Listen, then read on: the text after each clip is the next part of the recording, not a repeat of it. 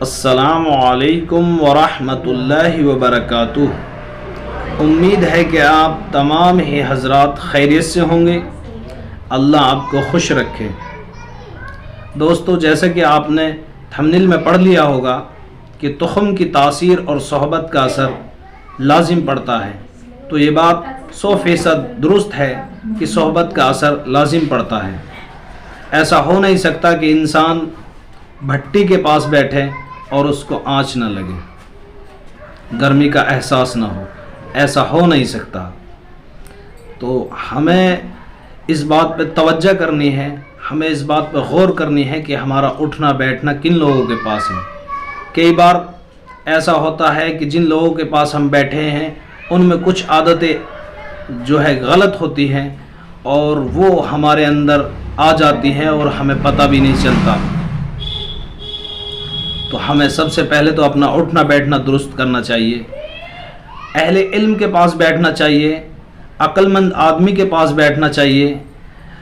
جاہلوں کے بارے میں ایک کتاب کے اندر میں نے مطالعہ کیا اور اس کتاب میں لکھ رہا تھا الصحبت جاہلہ بادیہ خوشتر، کہ جاہل کی صحبت میں بیٹھنے سے اچھا ہے تو جنگل میں بیٹھ جا۔ تو دوستو، آپ خوب غور کر کے دیکھنا کہ پاس بیٹھنے کا کتنا بڑا اثر پڑتا ہے۔ ہماری کامیابی اور ناکامی میں بھی اکثر ہمارے دوست احباب، ہمارے اٹھنے بیٹھنے والوں کا بہت بڑا ہاتھ ہوتا ہے۔ کئی لوگ ہمیں دلاسا دیتے ہیں، کئی لوگ ہمیں جو ہے چڑھاتے ہیں، کئی لوگ ہمیں جو ہے اکساتے ہیں۔ ہم سمجھ بھی نہیں پاتے، کئی بار ہم غور بھی نہیں کر پاتے کہ یہ لوگ ہمارا کتنا بڑا نقصان کر دیتے ہیں۔ تو اس لیے جب بھی آپ کسی کے پاس اٹھے بیٹھیں تو غور کریں کہ جس آدمی کے پاس آپ بیٹھ رہے ہیں کیا وہ عقل مند انسان ہے یا وہ اہل علم ہے۔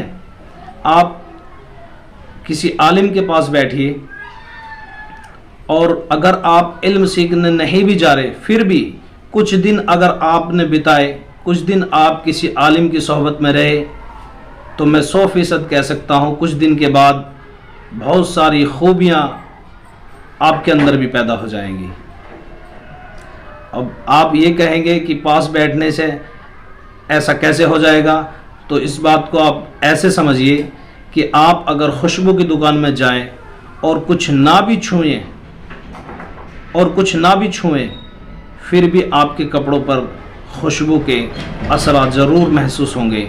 آپ گھر آنے کے بعد بھی خوشبو کو ضرور محسوس کریں گے۔ اور اسی طریقے سے اگر آپ کوئلے کی کھان میں جائیں اور وہاں پر جا کر آپ کسی چیز کو نہ بھی چھوئیں پھر بھی کالس آپ کے کپڑوں پر ظاہر ضرور ہوگی۔